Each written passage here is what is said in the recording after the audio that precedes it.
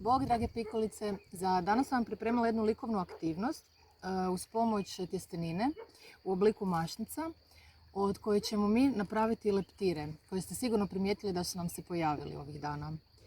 Znači trebaju vam ovakva tjestenina, tempere ili vodene boje, ovisi ko što ima doma, kartončić nekakav za podlogu, kistovi, voda i nekakva maramica za brisat kistove.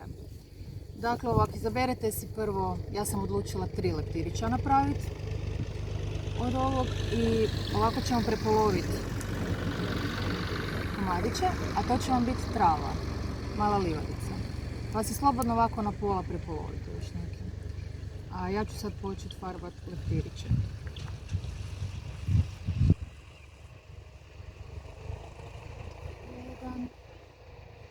Možete izabrati lijepe, vesele boje, svijetlih tonova.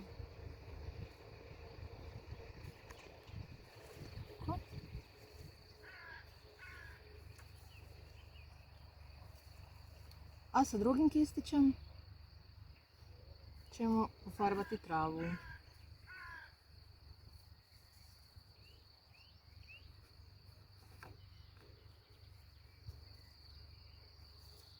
Meni treba još malo zelene.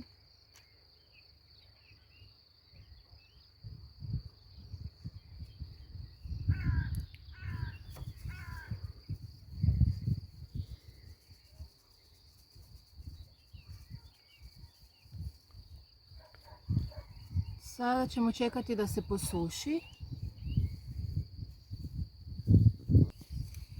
Evo, kada nam se posušila tjestenina koju smo pofarbali, ja ću vam pokazati svoju. Imam ovakva dva. Još jedan tu veseli crveni. I ova tjestenina koju sam pofarbala u zelenu koja će mi biti trava, iznad koje će letjeti naši leptirići. Počet ćemo ih slagati na našu podlogu. Kako god vama paše, evo ja sam zamislila to ovako.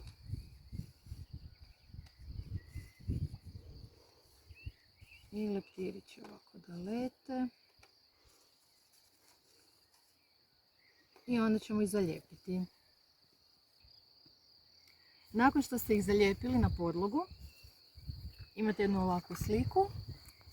Možete im dodati ticala kao što sam ja, s bojicom ili olovkom. Nadam se da sam vas inspirirala da i vi nešto napravite od tjestenine i da ćete vi nama poslati neke svoje nove ideje. Pusa!